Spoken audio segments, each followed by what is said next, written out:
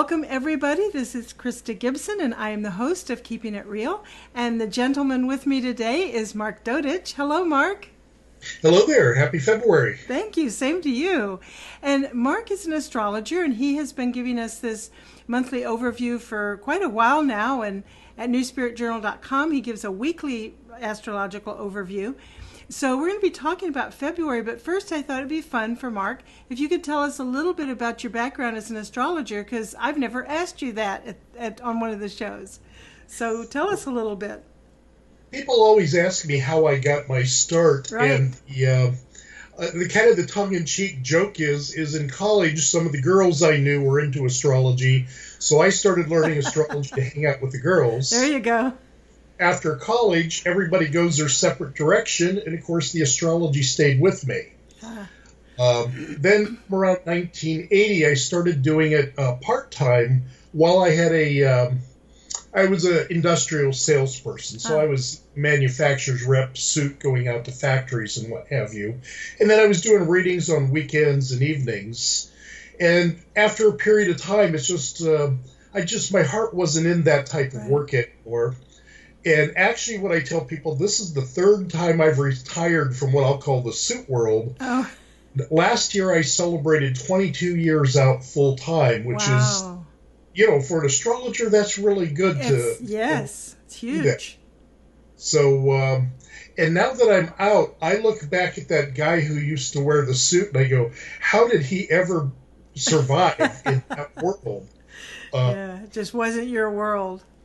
Well, it wasn't, but it was great, shall we call them those growth lessons that we always talk about. And she gave me a lot of very practical, when you're industrial sales, you're doing very grounded, down-to-earth work. And I think that's carried into the readings and that I do now is that I have a lot of business clients because that's kind of my background. Yeah, and so you know how to speak to them and speak to their particular needs and interests. Yeah, I can see that. It's kind of interesting that on one level I work with businesses, and on another level, I get out into my esoteric astrology, soul purpose, and then I've since I was a kid, when you're a kid in Ohio, you go visit your grandparents in Florida every year for your vacation, because that's the way it works back there, the snowbird routine. Right. And I was always the map reader, even as a little kid. And, of course, that left me into astrocartography, which is the mapping of people's power places that has been one of my specialties for a very long time at this point. So it's just kind of interesting to watch how your life interweaves to create who you become, almost without your seeing it happen. Right. When you're in the midst of it, you aren't really totally aware of what's happening, or why. I mean, in that world that I used to come from, nobody in their right mind would be an astrologer for me. And look, here it's all worked together. The universe has put everything together for me to be able to do this and to, it's not the kind of thing you do to be wealthy, let's say. That's right. But the meaningfulness is very strong. Right, absolutely. Well, thank you for that. I think that helps us understand a little bit more about where you're coming from. So tell us about February 2018. What's going to be happening for us? Well, I think the big thing is right around Valentine's Day. There's a solar eclipse.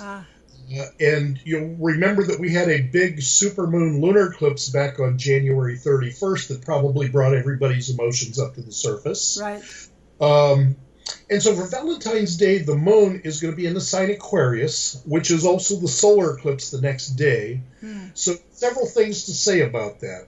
One is this eclipse is in the exact opposite place of the big solar eclipse last August that went over the country. But he gets a bookend look at, what was going on last August, what's going on now, getting perspective on both sides. Okay. And that is the polarity of Leo, which is my heart engaged in what I'm doing? Am I having enough fun? Stepping into leadership, opening up our creative side is the Leo part of it. And the other side is the Aquarius part, which is the eclipse on the 15th. And that is, first, it would be great, particularly the first half of this month, to get out and meet some new people, expand your social circle. And I don't care if that's business or personal networking, get out and shake some hands and just get out of the house, okay? Mm-hmm. But from an actual love perspective, since that's the Valentine's Day shtick, is that Aquarius is about increasing the friendship side of your relationships. It's about seeking higher ideals rather than the pure romance that you would see on, florist commercials, shall we say. Now, that doesn't mean that there's not the potential for romance, because Venus, the planet of love and marriage, is going to move into Pisces on February 10th until early March. And Pisces does like the romance and the fantasy and all of that good stuff. It's just important to know the difference between what's real and what's fantasy, kind of combination. And, of course, the other thing about the solar eclipse on the 15th is it's the beginning of the Chinese New Year of the Dog, and I'm not a Chinese astrologer, but what I do know about it is it's a year when you can do very well if you're willing to roll up your sleeves and do some hard work. And, of course, like a dog, loyalty, hard work, being of service are all those kind of characteristics that would go through that. Right, right.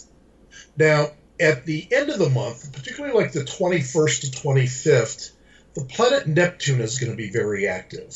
And on the low level is escapism. Too much TV, Ben and Jerry's addictions, alcohol, drugs, win the lottery and everything will be all right illusions. Higher level would be maybe to step off on some sort of a vision quest to look and say, am I operating from what my higher vision is seeking, or am I just going through the motions day to day to get through another week? Really, the opportunity towards the end of the month is there. See, the low level is I can be dazed and confused. I don't know which way is up. I'm walking through the fog. The other level is I'm going to open up my intuition and work in harmony with spirit, my guides, my healers, my angels, whatever a person's belief system is, and help me along my path to walk that highest path I'm capable of walking. In other words, what is this higher vision to bring in would be a wonderful thing to do during the latter part of the month. But as with everything, there's a high and a low, and the low is I want to escape, I want to get lost in fantasy thinking, wish I could have, would have stuff. And the higher vision is let's open to a higher vision and actually trust our intuition and act upon that. And that would be wonderful for people to step in. So, but overall, it's a good month. There aren't anything that I would call real high highs or low lows. It's just that we're in eclipse season, and that does bring people's emotions up. But it also brings up that deeper sense of I want more meaning in my life. I want my life to have more value to it. And so I would urge people to look and say, what is this that is really calling me from a deeper, more meaningful understanding level? Just like Earth talked about my leaving the corporate world to do this work. Well, it's crazy. But the universe kept saying, it'll work, Mark, it'll work, Mark. And I'm there, are you kidding? In the early days? And here I am 22 years later. So I just want to encourage people to step out into their vision. And like I told you, I retired from the corporate world 3 times before it actually worked. So you don't give up. You just, if it's your dream, it's your vision, step into it, trust it, walk with it. Lay the groundwork, do what you need to do, and if it doesn't work the first time, keep going at it. It doesn't mean it has to work the very first time, or it might. I hope it does for everybody, because going through it 3 times was no fun, I'll tell you. I'll bet. But I can say that opening up to a higher vision, creating win-win environments during February, opening to new people, new groups, new ideas would be an excellent way to get this energy started. Sounds great. Well, thank you so much. And then people who want to connect with you to learn more or access all the material on your website, go to astromark.us. Yeah, astromark.us. There's they can register for the email newsletter that comes out on full moon. I do a quarterly newsletter at the solstice and equinoxes, which is much more detailed information. There's plenty of, and then obviously with you, there's plenty of free information for people. Exactly. Of course, I appreciate the consultations too. Absolutely. Well, thank you so much. And hey, I wish you a wonderful February, as I do all of our viewers, that we can all use this information and create a really good February for ourselves. Thank you. Excellent. Great. All right. Take care, Mark. Bye-bye. Bye.